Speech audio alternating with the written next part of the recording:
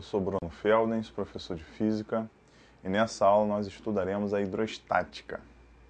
Então, vamos começar fazendo a definição de densidade, porque é muito importante a gente saber o que é densidade no estudo da hidrostática, porque toda hora a gente vai estar trabalhando com densidade líquida, densidade de corpo. Então, vamos definir essa grandeza física. A densidade de um corpo é a massa desse corpo dividido pelo volume dele. Então você tem aí no slide um bloco, um paralelepípedo, tem um certo volume possível de calcular, só medir o volume dele. A gente calcula o volume. A massa também é possível da gente medir. Coloca numa balança, por exemplo, descobre a massa. E a densidade vai ser a massa desse corpo dividido pelo volume desse corpo. Então, essa é a definição de densidade. Bom, daí a gente parte para o conceito de pressão no líquido. O que ocorre quando você tem um líquido e mergulha nesse líquido? Ocorre que a pressão vai aumentar. Isso aí a gente consegue perceber mergulhando numa piscina razoavelmente funda. Se você mergulhar em uma piscina de 1,80 m, 2 metros de profundidade, você já sente uma pressão no ouvido.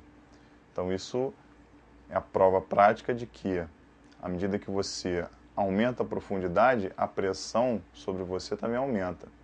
Isso por quê? Porque a quantidade de fluido em cima de você vai ficando cada vez maior. Então você tem que aguentar a pressão de cada vez mais fluido em cima de você.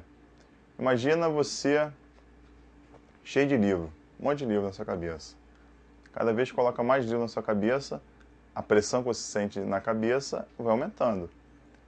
Você pode pensar isso para o líquido também. À medida que você mergulha, a quantidade de líquido em cima de você vai aumentando, de forma que a pressão que você suporta também aumente.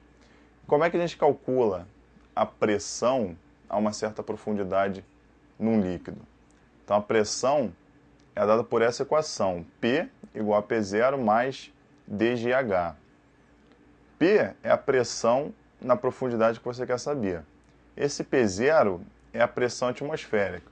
Porque repara, à medida que você mergulha, além de você suportar a pressão do líquido acima de você, em cima do líquido a gente tem um ar. E o ar também está exercendo pressão. Então a pressão vai ser o P igual a P0, que é a pressão do ar, mais o dGH, que é a pressão do líquido. Esse D é a densidade do líquido, o G é a aceleração da gravidade e o H é a profundidade que você está.